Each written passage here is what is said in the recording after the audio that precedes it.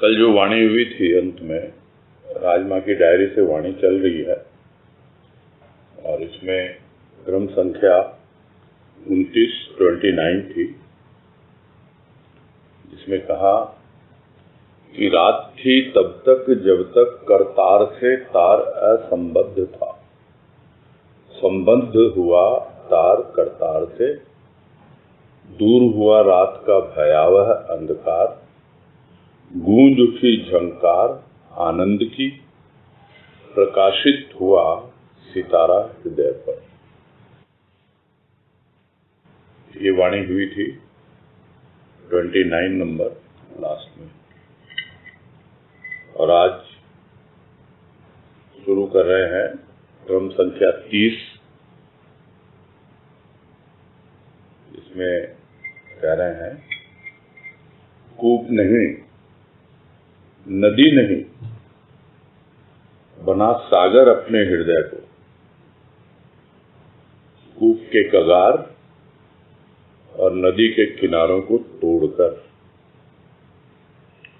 क्षुद्र भाव का त्याग और महाभाव को ग्रहण कर,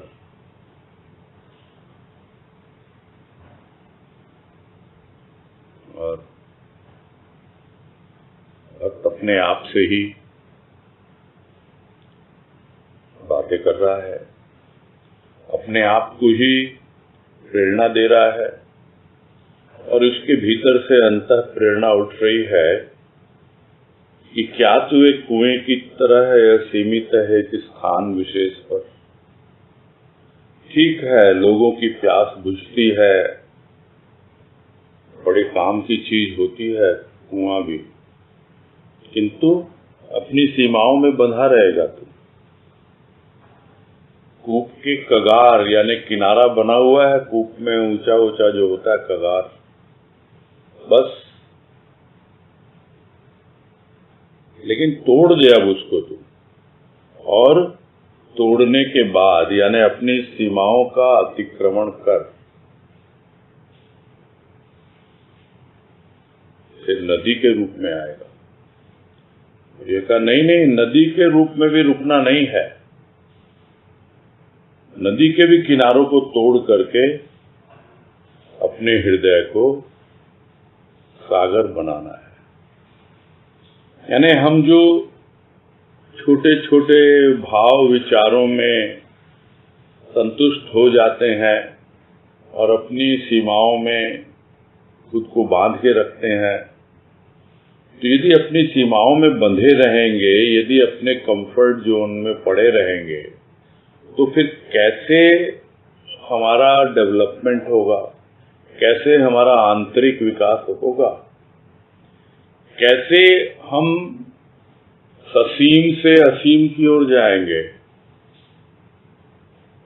यह विचार आता है भक्त के भीतर, और वो अपने आप को ही कहता है, ये क्या तूने अपना हाल बना रखा है, नहीं कुएं की तरह नहीं, नदी की तरह भी नहीं, तुझे तो अपने हृदय को सागर की तरह विशाल और व्यापक बनाना है,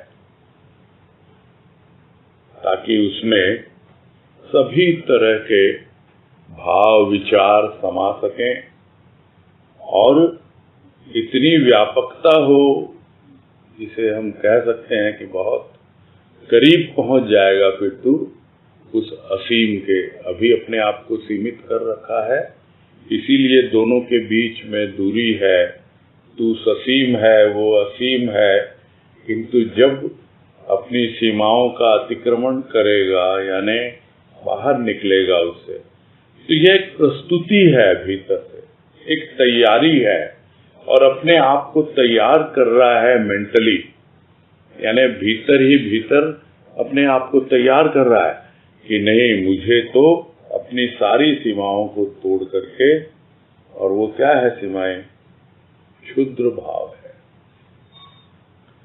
जब तक क्षुद्र भाव को नहीं छोड़ेगा, छोटे छोटे विचारों में ही भावों में ही उलझा रहेगा, तब तक कैसे वो आगे बढ़ेगा।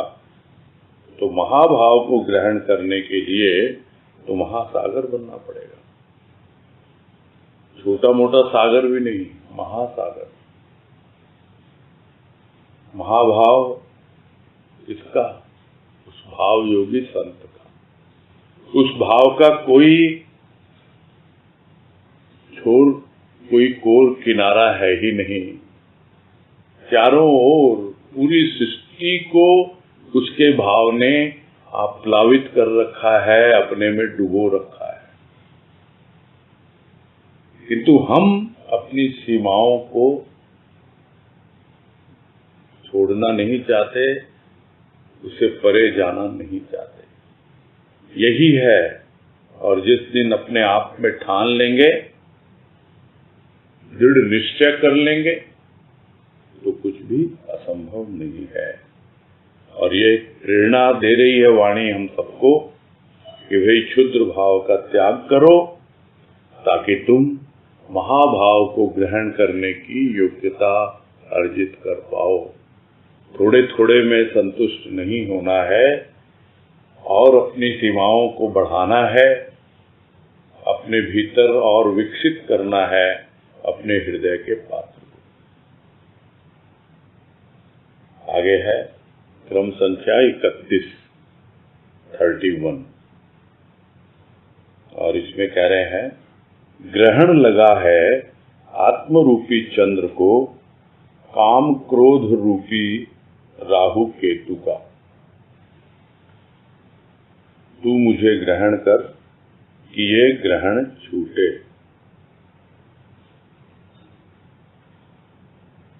जिस तरह हम देखते हैं प्रकृति में जो ग्रह नक्षत्र हैं उनको ग्रहण लगता है। ग्रहण होता क्या है? उसके सामने एक आवरण आ जाता है। चंद्र ग्रहण, सूर्य ग्रहण, जो भी ग्रहण लगते हैं ग्रहों के, सबको लगते हैं, प्रत्येक ग्रह में लगते हैं। और हमको तो ज्यादातर इन दो ग्रहों से ही या उपग्रहों से ही काम पड़ता है, इसलिए हमारे नॉलेज में वही है। और यही कहा जाता है कि यह जो चंद्रमा है, इसके ऊपर राहु और केतु का ये भी आते हैं और इनको ग्रहण कर लेते हैं, ये ग्रास बन जाते हैं। और इसलिए हम सुना करते हैं कि अभी आंशिक ग्रास है और फिर पूर्ण ग्रास हो जाएगा, यानी पूरी तरह ग्रसित हो जाएगा। ग्रास का मतलब क्या होता है? जो हम निवाला लेते हैं खाते हुए, जिसको हम लोग मारवाड़ी भाषा में बोलते हैं गासिया, वो होता है। वो आंशिक ग्रास बना हुआ रहता है और फिर धीरे धीरे पूर्ण ग्रास बन जाता है, यानी पूरा का पूरा काम क्रोध रूपी जो राहु और केतु है वो उसको आच्छादित कर लेते हैं और जरा भी हमारा जो आत्म प्रकाश है वो प्रकट नहीं हो पाता है। तो यहाँ आत्मा को चंद्रमा का रूप बताया गया है कि ये जो आत्म चंद्र है उस पे ग्रहण लगा हुआ है अभी, और वो जो ग्रहण लगा हुआ है काम और क्रोध का है। उन्होंने आच्छादित कर रखा है, इसके प्रकाश को ढक रखा है, अभी ग्रसित है ये। तो क्या करना? यही जवाब देता है हमारा प्रभु, अरे तू मुझे ग्रहण करना। मैं कौन हूं? मैं तो सूर्य हूं, मैं इस चंद्रमा को भी प्रकाश देने वाला हूं। यानी तुम्हारी आत्मा में जो प्रकाश है वो मेरा ही है। जिस तरह हम जानते हैं कि चंद्रमा सूर्य के प्रकाश से ही प्रकाशित होता है। मुझे ग्रहण कर। तो जब संत के भाव को ग्रहण करेगा तो अपने आप ही वो आत्म प्रकाश उसे अनुभव में आएगा और यह ग्रहण जो अभी लगता है काम और क्रोध रूपी राहु और केतु ने ग्रसित कर रखा है, उसके ऊपर आवरण डाल रखा है, वो आवरण हटेगा। तभी हटेगा जब हम संत की आज्ञा का पालन करेंगे। और यही कह रहे हैं यहाँ पर कि तू मुझे ग्रहण कर कि ग्रहण छूटे। और ये पढ़ते पढ़ते 2-4 लाइनें लिखी गई थी, वो भजन नहीं है, इसी तरह का भाव था उसमें।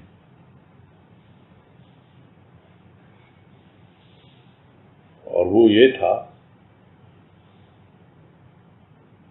ग्रहों की चिंता न कर, ग्रहण के योग्य बन।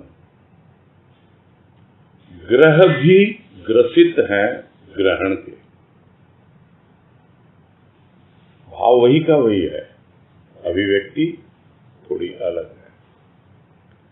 अक्सर लोग ग्रहों के चक्कर में पड़ जाते हैं कि मेरा शनि कैसा चल रहा है और मेरा मंगल कैसा है, सूर्य और चंद्र की बातें होती हैं।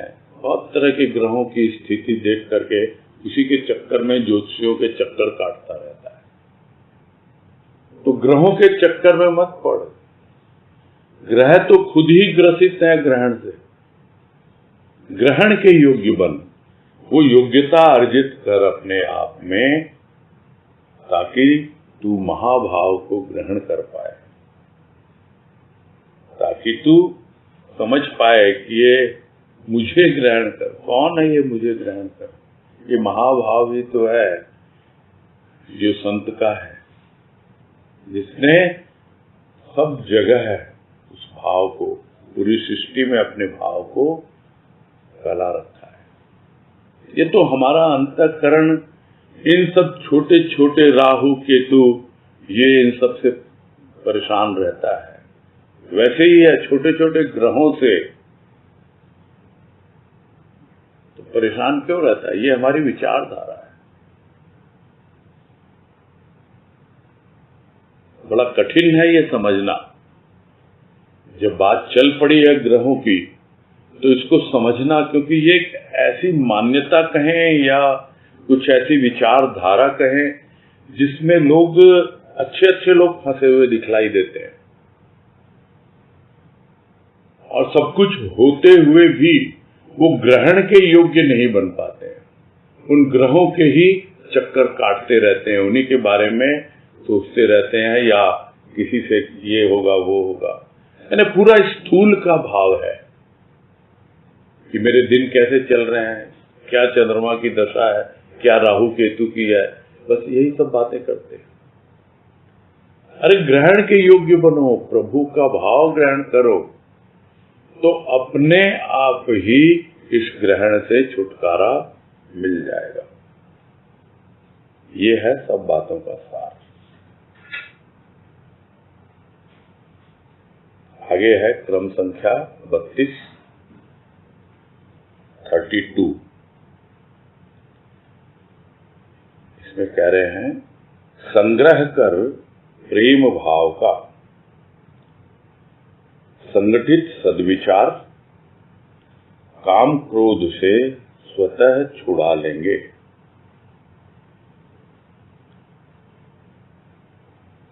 स्वाभाविक है, ग्रहण करना है, और सिर्फ ग्रहण ही नहीं करना, उस प्रेम और भाव को, उसका संग्रह करना है। अभी तो ग्रहों के चक्कर में लगा हुआ है, तो सबसे पहले तो ग्रहण कर, और जब ग्रहण करेगा तब ग्रहण छूट जाएगा। और ग्रहण करते करते अब संग्रह कर। संग्रह कर यानी जो भी तुझे प्रेम और भाव की पूंजी मिल रही है, उसको एकत्रित कर, इकट्ठा कर। सब बिखरे बिखरे हुए हैं भाव, अभी तुम्हारे बिखरे बिखरे है तुम्हारा प्रेम, लगा हुआ है घर संसार में इधर उधर और विकृत हो रहा है। उसी तरह तुम्हारे भाव में बहुत ही निम्न स्तर के सोच विचार की शक्ति है। अभी जब संग्रह हो जाएगा तब जाकर वो संगठित होगा। और ये तो हम अच्छी तरह जानते हैं कि संगठन में कितनी शक्ति होती है। और वो कहानी जो हमने बचपन में पढ़ी थी, आप सबने भी पढ़ी ही होगी, उसका शीर्षक ही यही था, संगठन की शक्ति। क्योंकि एक पिता जो है अपने बेटों को समझाता है, उस जमाने में तो कई हुआ करते थे तो सब आपस में लड़ते थे, तो तुम लोग संगठित रहो, संगठित रहो यानी इकट्ठे रहो, एक दूसरे को समझ करके एक दूसरे से मिलजुल के रहो। समझ में नहीं आती तो उदाहरण के लिए थोड़ा जाओ जंगल से लकड़ी काट के ले आओ, ले आए, रखी है, उठाओ एक लकड़ी, उठाई, तोड़ दो, टूट गई। दूसरे ने उठाई, देख तू लगा अपनी ताकत, बस टूट गई। तो कितनी लकड़ियां हैं, सब इकट्ठी कर लो, अब इनको बांध दो एक रस्सी से, अब तोड़ो, टूटती हैं क्या? बोले नहीं। बोले क्यों? एक साथ इकट्ठी हैं, ये संगठित हैं। यह है संगठन की शक्ति।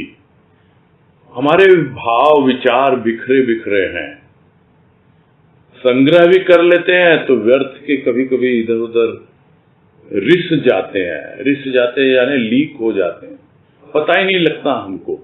क्योंकि एक स्थान पर कहीं एक इकट्ठा करके रखे हम उनको, संगठित करें तब तो हमको पता भी लगे ना।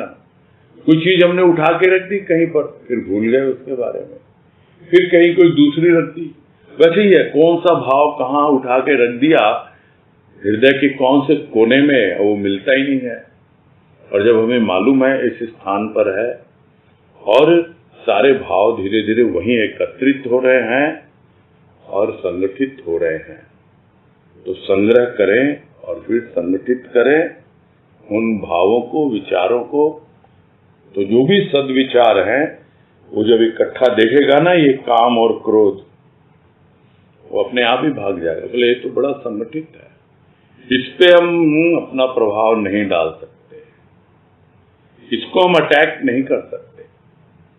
नहीं तो लोग कहते हैं ये तो तुम्हारे रिपु हैं, रिपु यानी शत्रु, और शत्रु हमेशा तैयार रहता है आक्रमण करने के लिए, अटैक करने के लिए।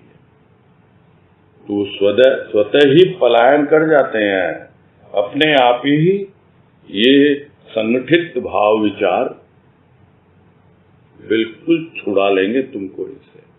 वो आएंगे ही नहीं, पास ही नहीं फटकेंगे, क्योंकि सद्विचार है, इसमें सतोगुण भरा हुआ है। और ये काम क्रोध इत्यादि ये विकार हैं, इनमें तमोगुण भरा हुआ है अपने आप ही, क्योंकि इनकी जाति नहीं मिलती आपस में। जिसका जिससे मन मिलता है वही तो उसके नजदीक फटकेगा। और इसीलिए लोग कहते हैं कि ये शत्रु है। अरे हम आते हैं और तुम हमको बैठने ही नहीं देते हो। हम तो चाहते हैं इनके भीतर हम अपना अड्डा जमाएं, अपना डेरा डालें। जिस तरह टेररिस्ट जो है कैंप बना लेते हैं, तो जो आतंकवाद को प्रश्रय देता है वहां पे तो जरूर बनाएंगे, किंतु हमें तो प्रश्रय नहीं देना है। हमें तो ग्रहण करना है सद्गुरु का प्रेम और भाव, और उसका संग्रह करना है, और सद्विचारों के साथ संगठित रहना अपने भीतर को। फिर ये कुछ नहीं बिगाड़ सकते आतंकवादी, कुछ नहीं हो सकता। ये आतंक मचाते हैं काम क्रोध इत्यादि, किंतु हम बड़ी आसानी से इनसे बच सकते हैं। आगे है क्रम संख्या 33। हे अज्ञात, तुझ पर आकृष्ट हो मैं बड़ी दूर चली आई, पीछे लौटना संभव नहीं। आगे तेरा ही मंदिर है, अब तो आ मुझे अपना बना।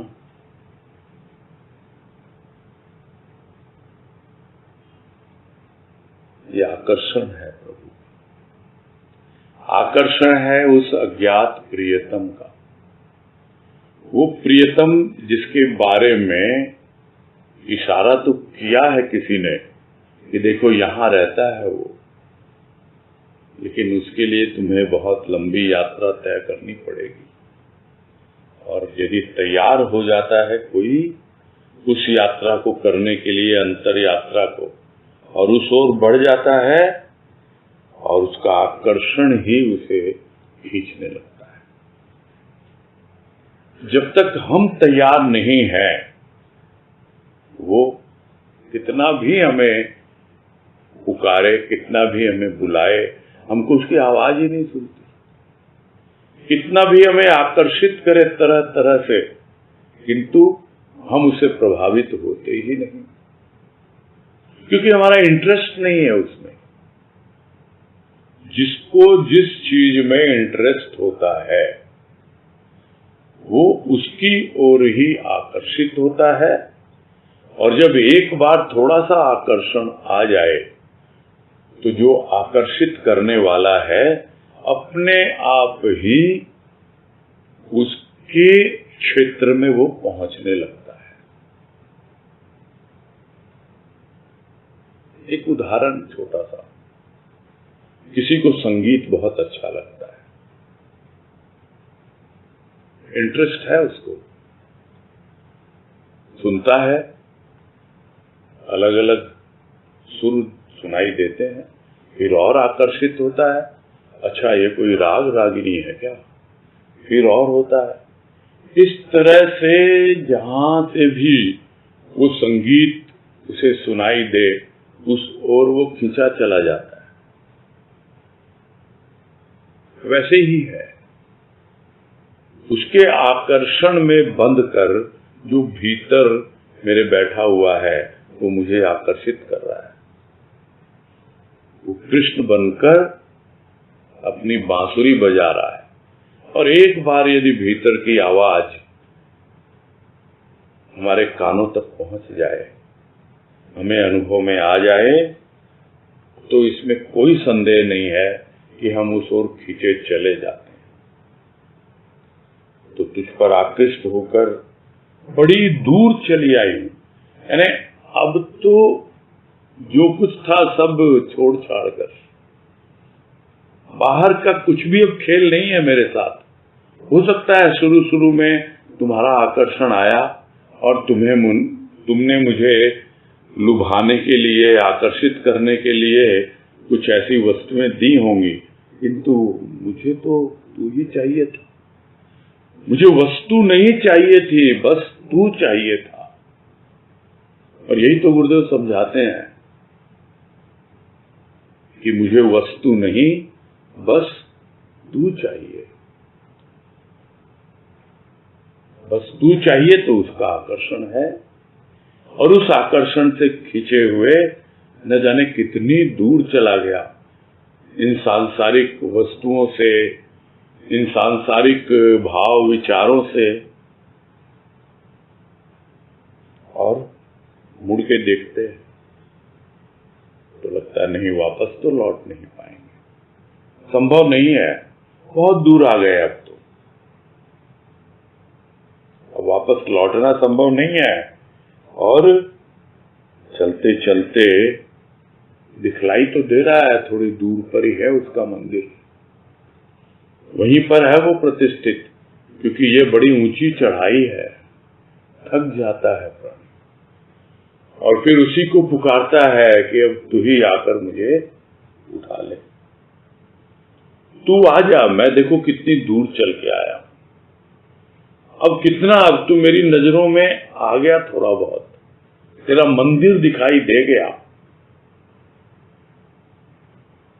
और तू उसमें प्रतिष्ठित है, यह मुझे पता है, इसीलिए तुम्हारे आकर्षण में बंध के ही तो मैं आई हूं। बस अब तू आ जा और आके मुझे अपना बना ले, अपने हृदय मंदिर में मेरे हृदय को बसा ले। भक्त के हृदय में तो बस गया, उसका आकर्षण तभी तो है। अब जब उसको देखता है अपने हृदय में बसा हुआ और उस आकर्षण से प्रभावित होकर इतना अपने हृदय की ऊंचाइयों पर पहुंचता है, तो बस लगता है वो तो बिल्कुल करीब है, यहां है वो। तो कहता बहुत हो गया, अब मुझसे और चला नहीं जा रहा है और पीछे तो लौट ही नहीं पाऊंगा, बस तू आ और मुझे अपने गोद में समा ले, अपने हृदय में मुझे बैठा ले। तब जाकर के दिल से दिल मिलते हैं। पहले दिल से दिल मिलना क्या है? पहले दिल से दिल मिलना शुरुआत है, जो हम साधारण रूप में देखते हैं दुनिया में। क्या देखते हैं भाई? किसी को देखा, अच्छा लगा तो मिलना जुलना प्रारंभ हुआ।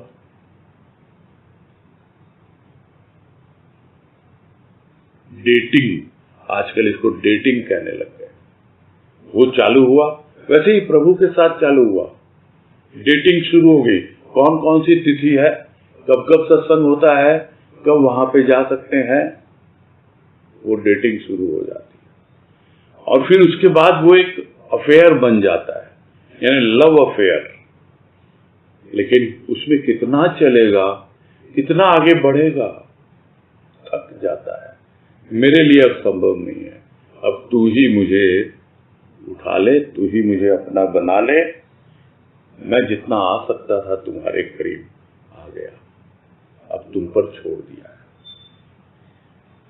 तो ये है भक्त की आंतरिक अवस्था, जो व्यक्त कर रहा है अपने अज्ञात प्रियतम के सामने कि अब मेरे लिए पीछे लौटना संभव नहीं है।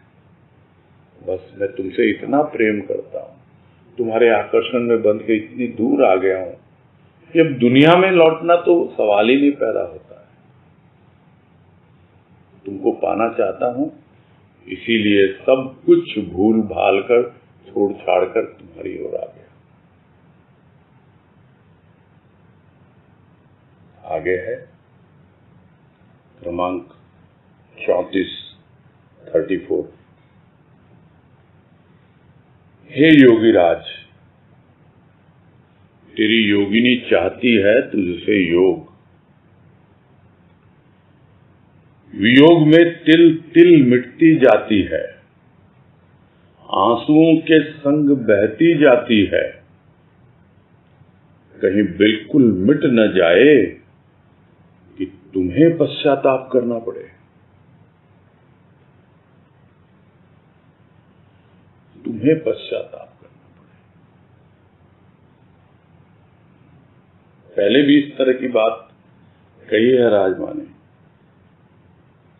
कि कब तुम तृप्त होगे, तुम मुझे कहते हो अतृप्त, अतृप्त तो तुम हो। उसी तरह है, मुझे क्या पश्चाताप होगा, तुम्हें मेरे जैसा भक्त मिलेगा ही नहीं। इसलिए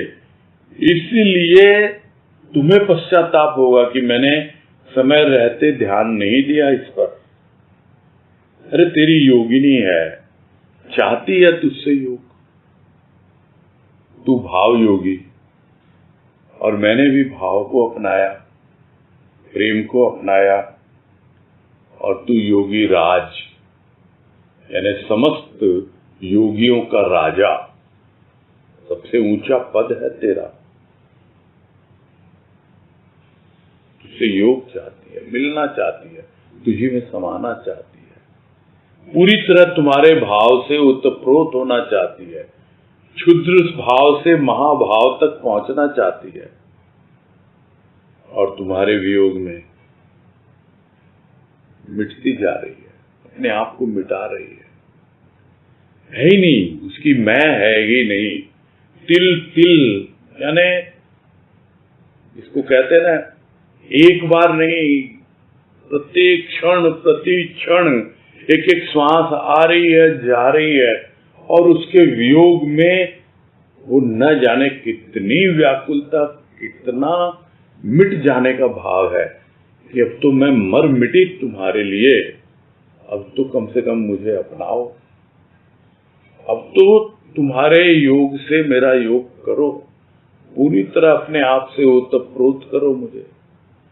अब ये दूरी सही नहीं जाती है और ये बहती चली जा रही है अपने आंसुओं के संग,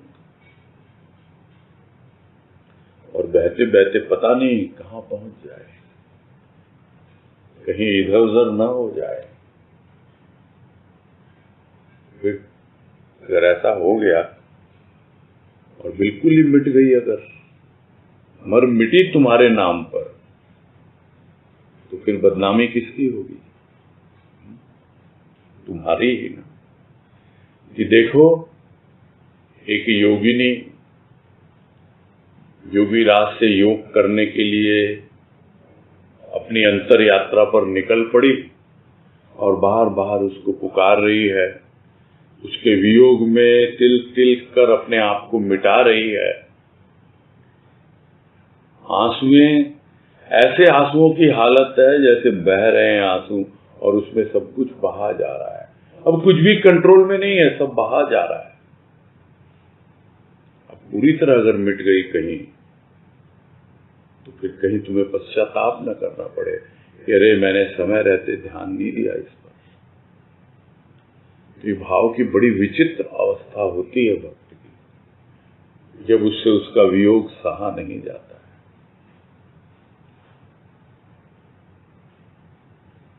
वो तो पूरी तरह उससे ओतप्रोत होना चाहता है, उसके साथ मिल जाना चाहता है। अब योग ही योग, कुछ नहीं चाहिए। अब जो छोड़ना था वो छोड़ा है, बहुत पीछे रह गया।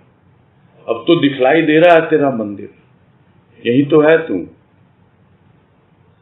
फिर भी दूरी है, फिर भी वियोग है। आंसू बह रहे हैं,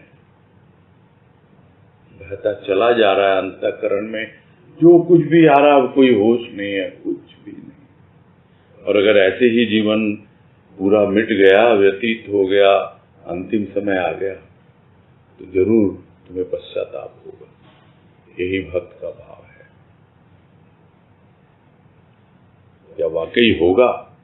क्या वो आके संभालेगा? नहीं, वो तो उसकी मर्जी है, किंतु भक्तों का जीवन तो यही बतलाता है कि वो संभालता है। वो ऐसे ही उसको मिटने नहीं देता, मरने नहीं देता, उसको अमर कर देता है। तो अमर कौन है? अमर कोई व्यक्ति होता है? नहीं, अमर होता है वो प्रेम, अमर होता है वो भाव, जिसके वशीभूत होकर वो पूरी तरह आगे बढ़ता और उसमें समा जाना चाहता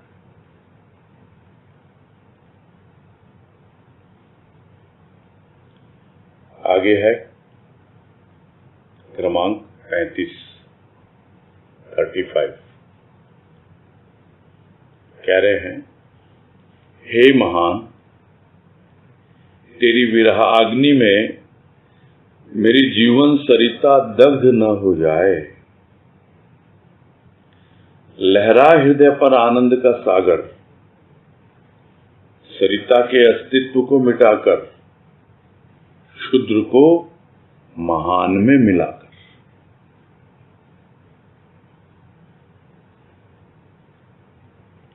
और उसी तरह का भाव है भक्त के हृदय में, अलग अलग रूपों में, अलग अलग ढंग से अभिव्यक्त किया गया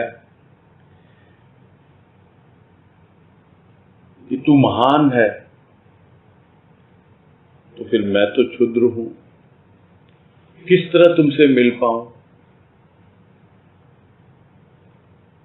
जीवन की सरिता है, ये बह रहा है जीवन, ये समय है, जीवन की एक अवधि है, एक समय है। और समय क्या है? समय एक बहती हुई नदी है, कोई इसको रोक नहीं पाता है। यही एक चीज है, यही एक ऐसी नदी है जिस पर कोई बांध नहीं बन सकता, जिस पे कोई डैम नहीं बन सकता कि हम समय को रोक लें और उसका जल इकट्ठा करके बाद में काम में लें। समय तो बह जाता है। ये बहती हुई नदी है और अब ये सूख चली है। किससे?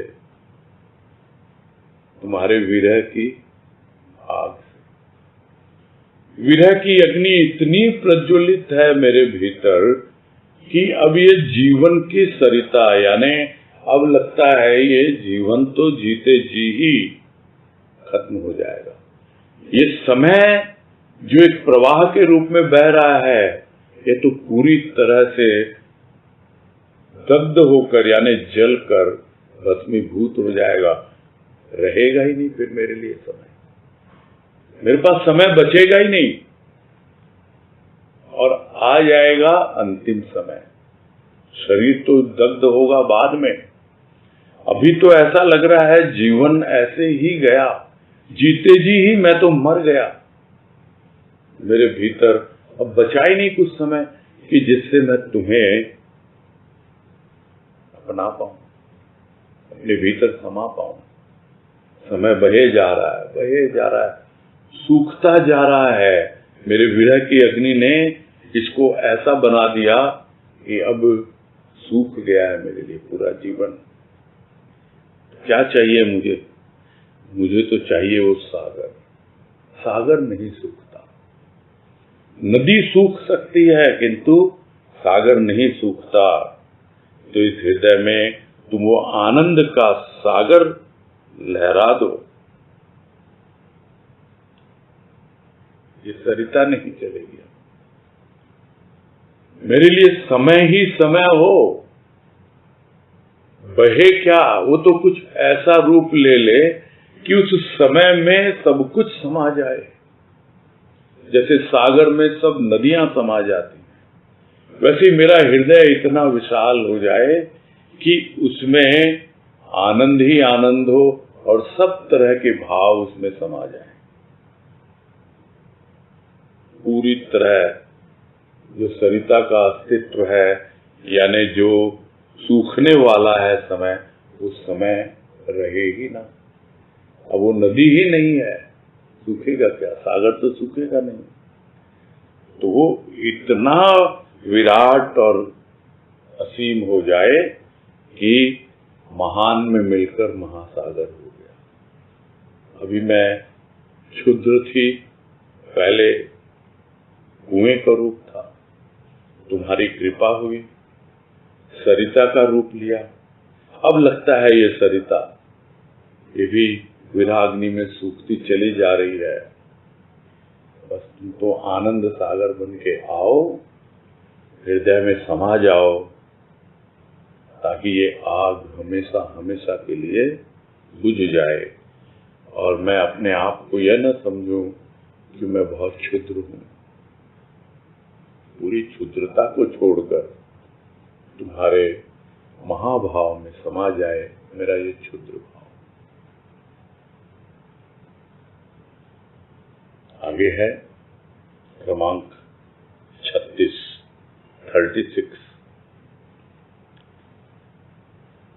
और इसमें कह रहे हैं, हे दया सिंधु,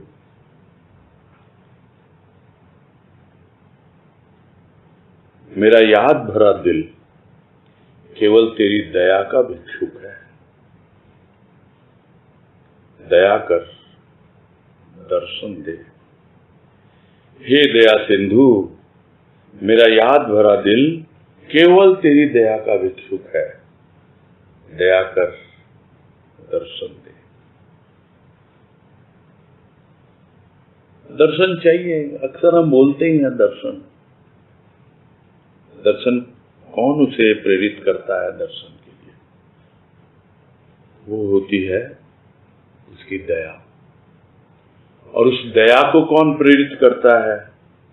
दया को प्रेरित करती है उसकी याद।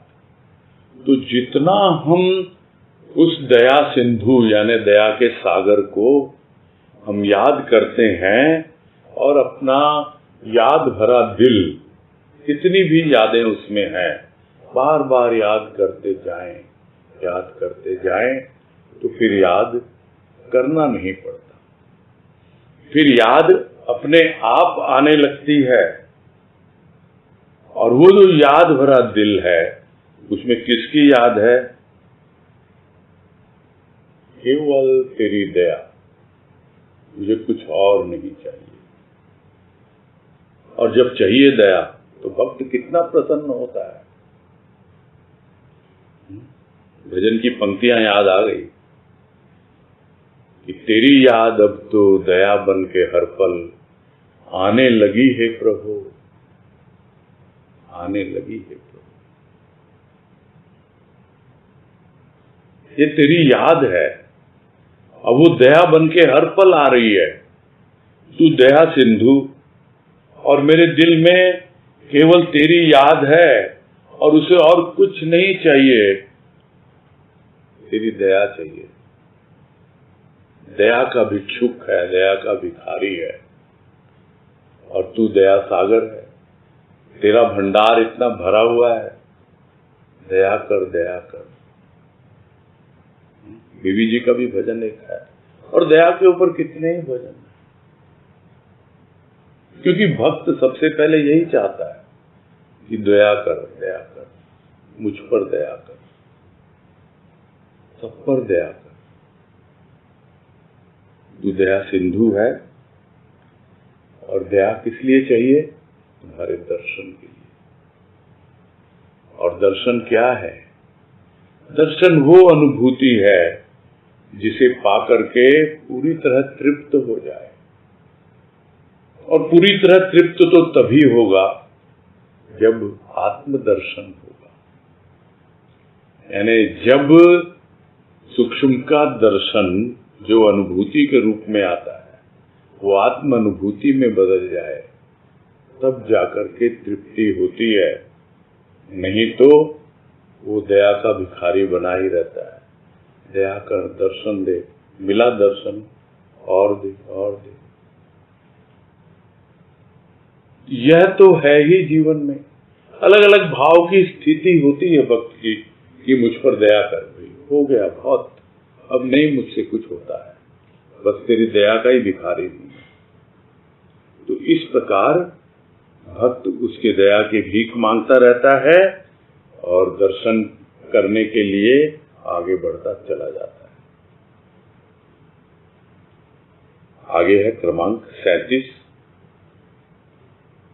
मानव नहीं, दानव नहीं, देव भी नहीं, यह हृदय है विराट का। छत्र छाया है आकाश की, जिसमें सभी को आश्रय प्राप्त है। फिर पढ़ देते हैं। मानव नहीं, दानव नहीं, देव नहीं, देव भी नहीं, यह हृदय है विराट का। छत्र छाया है आकाश की, जिसमें सभी को आश्रय प्राप्त है।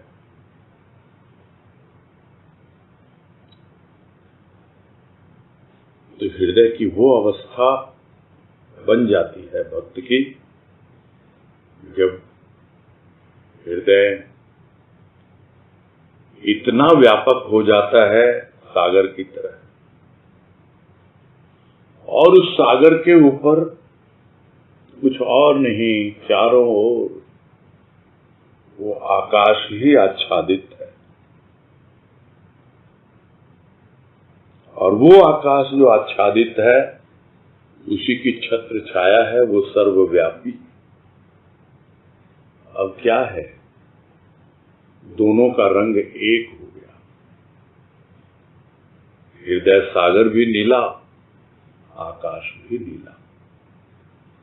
हृदय सागर में सभी आश्रय लेते हैं, सभी तरह के जीव जंतु, सभी नदियां सब आके मिलती हैं सागर में, सबको आश्रय प्राप्त है। और उस हृदय सागर में वो सर्वव्यापी, वो परमात्मा, वो आकाश की तरह छाया हुआ है, उसी की छत्र छाया है। तो इस हृदय में किसी मानव के लिए स्थान नहीं है। किसी नाम रूप के लिए स्थान नहीं है इस हृदय में कि कोई साकार रूप में आया और वो आके इस हृदय में बैठ गया। हो सकता है बैठा हो। अब तो तेरे मंदिर के करीब पहुंच चुका हूं, सब कुछ तो पीछे छोड़ आया हूं, लौटने का अब कोई है ही नहीं मार्ग, बहुत दूर आ चुका हूं, मानव नहीं अब, और दानव की तो बात ही भूल गया। कोई समझे देव की बात करेंगे, नहीं, वो भी नहीं। इस हृदय में तो अब इतना ऐसा विराट भाव छा गया है, ये तुम्हारी ही कृपा है। इस क्षुद्र को तुमने महान में समा लिया। वो सरिता सूखते सूखते बच गई, आनंद सागर लहलहाने लग गया, और उस आनंद सागर को पूरी तरह आकाश ने आच्छादित कर रखा है, उसी की छत्र छाया है, और सबको आश्रय दे रहा है वो, ये हृदय, स्थूल में भी सूक्ष्म में भी। सूक्ष्म रूप उसका आकाश, स्थूल रूप उसका सागर। यानी हृदय की एक ऐसी व्यापकता का अनुभव हो रहा है भक्त को, जहां पर सागर की गहराई है और आकाश की ऊंचाई है। यही है भाव। भाव जितना गहरा होता जाएगा उतना ही भाव ऊंचा होता जाएगा, और वो सर्वव्यापी आकाश भाव की तरह सबके ऊपर अपनी छत्र छाया, उस भाव की ही छत्र छाया है। वही आकाश पूरे अंतरिक्ष में, पूरे यूनिवर्स में वही छाया हुआ है। सारे ग्रह, नक्षत्र, नदियां, सब के ऊपर उसी की छत्र छाया है, और सबको उसी सागर में आश्रय प्राप्त है, सब उसी में समाये हुए। आगे की वाणी है क्रमांक 38। मान या न मान, आकाश का एहसान सभी पर समान। मान या न मान, आकाश का एहसान सभी पर समान। चाहे मानव दानव हो या जीव जंतु।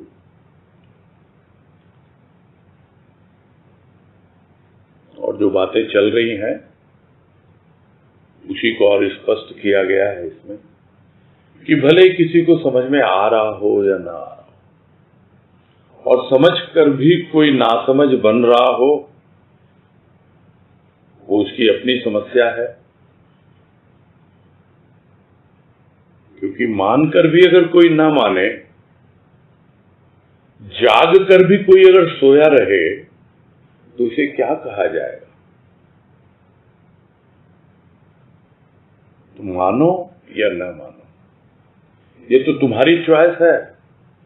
मान लिया, अच्छी बात, नहीं माना, अच्छी बात, किंतु मानकर फिर नहीं मानना, यानी एक ऐसी स्थिति है जिसे क्या कहें, कंफ्यूजन, भ्रम की स्थिति है। ये है या ये नहीं है, माना तो नहीं माना, तो तुम मानो या न मानो तुम्हारी मर्जी है। वो जो सर्वव्यापी है,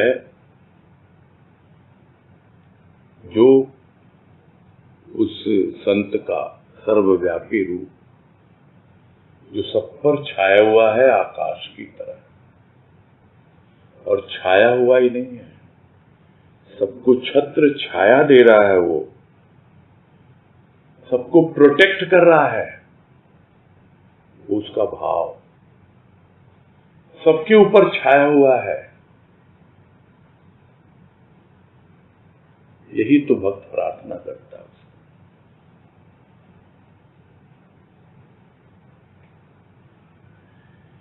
अब तो आओ, सब पर छाओ, नीले नभ की नाई, हे आनंद घन कृपा कर दो।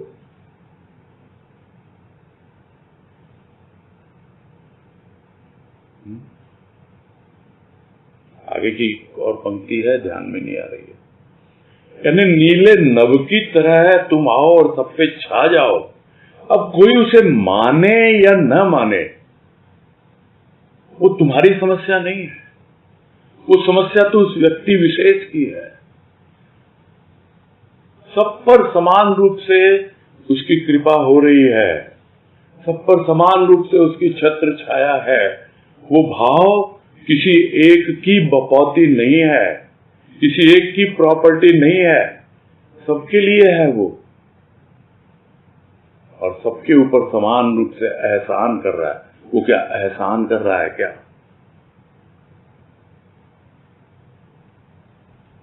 समझ नहीं पाता प्राणी क्या एहसान। फिर भी वो कहता है, तो कौन सा गाना याद आ गया कि मान मेरा एहसान, अरे नादान के मैंने तुझसे किया है प्यार।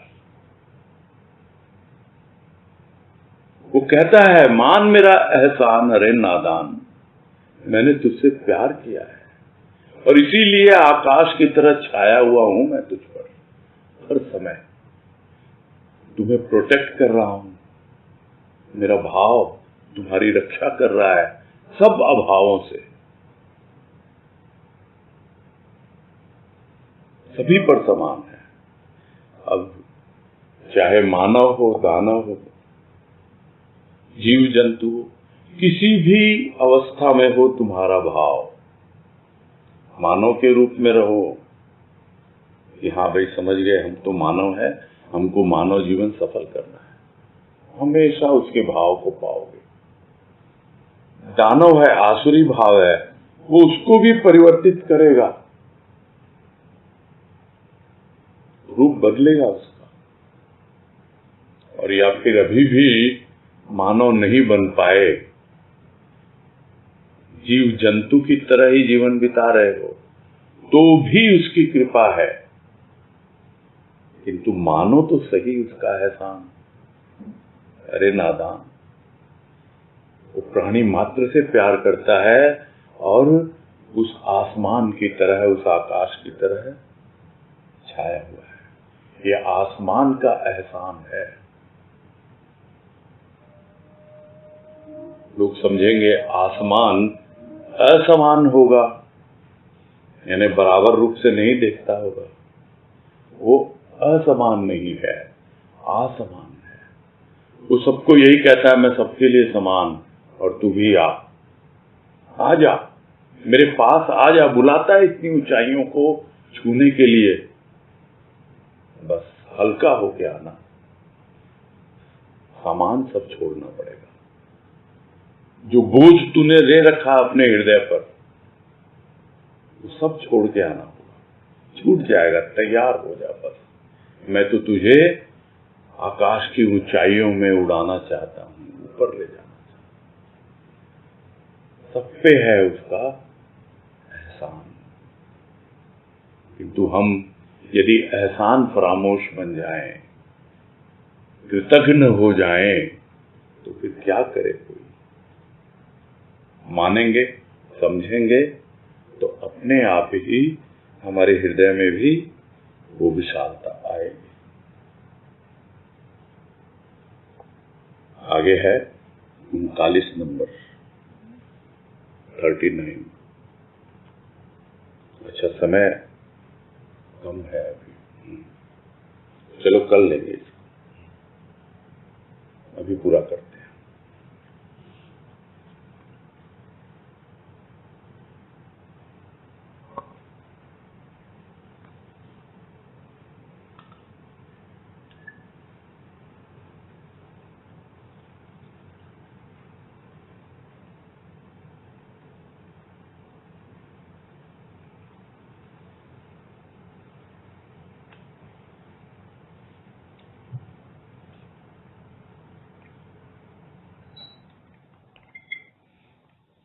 हाँ बोलिए माला पोतार।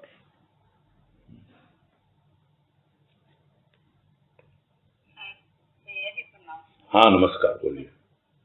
30वां नंबर थोड़ा सा कम समझ में आया। मानव हो दानव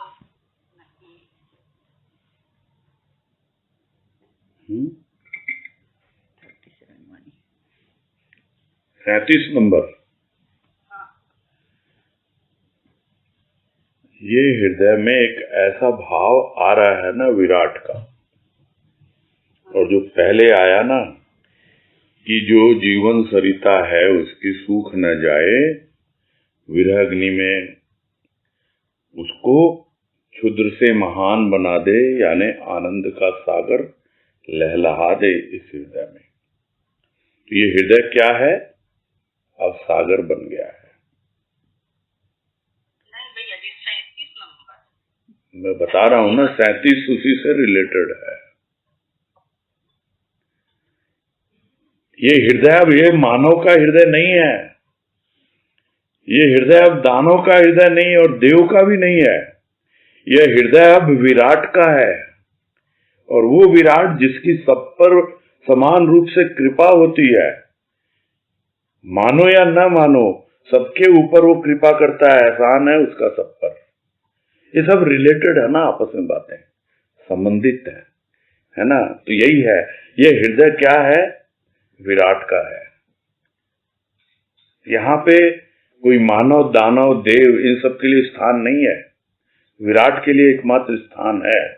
और वो जो आनंद सागर, वो भाव का सागर हृदय में लहलहा रहा है, और उसके ऊपर वही भाव इतना सर्वव्यापी छत्र छाया दे रहा है आकाश के रूप में, और सभी को आश्रय मिल रहा है। ये है हृदय, यानी भक्त भाव में ये अनुभव कर रहा है कि मेरा हृदय इतना विशाल हो गया, इतना महान हो गया प्रभु की कृपा से। ये भाव की अवस्था है उसकी। समझ में आ गया। देखो क्या है, मेरे पास फीडबैक आता है, कभी लोगों से बातें भी होती रहती हैं इसके अलावा भी, तो कोरिलेट करना बड़ा मुश्किल हो जाता है, क्योंकि जो भाव की अवस्था बनी है राजमा की, जो उन्होंने यहाँ वर्णन किया, यदि हम उस अनुभव से नहीं गुजरे हैं तो हमें बड़ा क्या कहें सुपरफ्लुअस लगेगा, मतलब एकदम ऊपरी ऊपरी लगेगा, और लगेगा ये तो खाली बोलने की बातें हैं, लिखने की बातें हैं, है ना। उनके भाव को समझें, यही मैं सबसे अनुरोध करता हूं। अभी उनकी वाणी है, उनके भाव की अवस्था है, और भाव की अवस्था विशेष में उन्होंने अपनी डायरी में नोट किया हुआ है, और ये हमारा सौभाग्य है कि हमें यह अवसर मिला है उन भावों को समझने का, और उसकी अगर कृपा हुई सदगुरु की तो हम भी इसी तरह के भावों को अनुभव कर पाएंगे। हाँ, सुनीता चौधरी।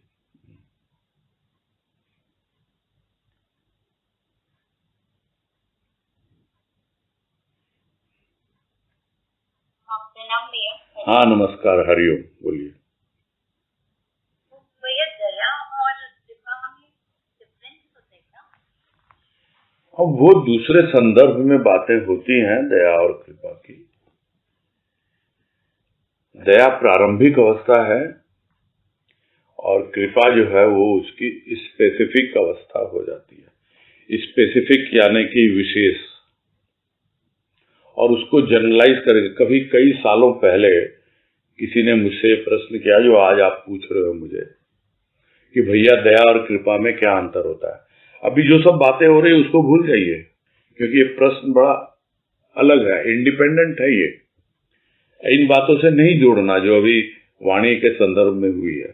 अभी एक जनरल इंडिपेंडेंट क्वेश्चन हम सामने है, उस पर किसी ने किया तो मेरे को याद आ गया, और वो यही पूछा था कि दया और कृपा में क्या फर्क होता है, क्या अंतर है। तब जैसा भाव उस वक्त गुरुदेव ने दिया वो याद है अभी मुझे, और वही मैं बोलता भी रहता हूं कि वो तो दया सिंधु है, दया का सागर है, सब पर दया करता है, सब पर दया करता है। किंतु कृपा, कृपा वो भक्तों पर करता है। यानी गिने चुने लोगों पर कृपा करता है, दया सब पर करता है। ये अंतर है दया और कृपा में। ठीक है? एक आपने ये भाव बोला था ना, समझ नहीं आया था। ऊंचे भाव मतलब जैसे माँ की जो ये जैसे भाव है वही। मैंने कहा अभी जो बातें हो रही है उससे कोरिलेट मत कीजिएगा। किया था ना मैंने शुरू में, अभी कहा आपको। आपका जो प्रश्न है उसको इंडिपेंडेंटली समझिए, अलग से। माँ की जो बातें हो रही है, जो भाव है, वो अपनी जगह है, उसके बारे में आपको पूछना है तो वो अलग चीज होती है।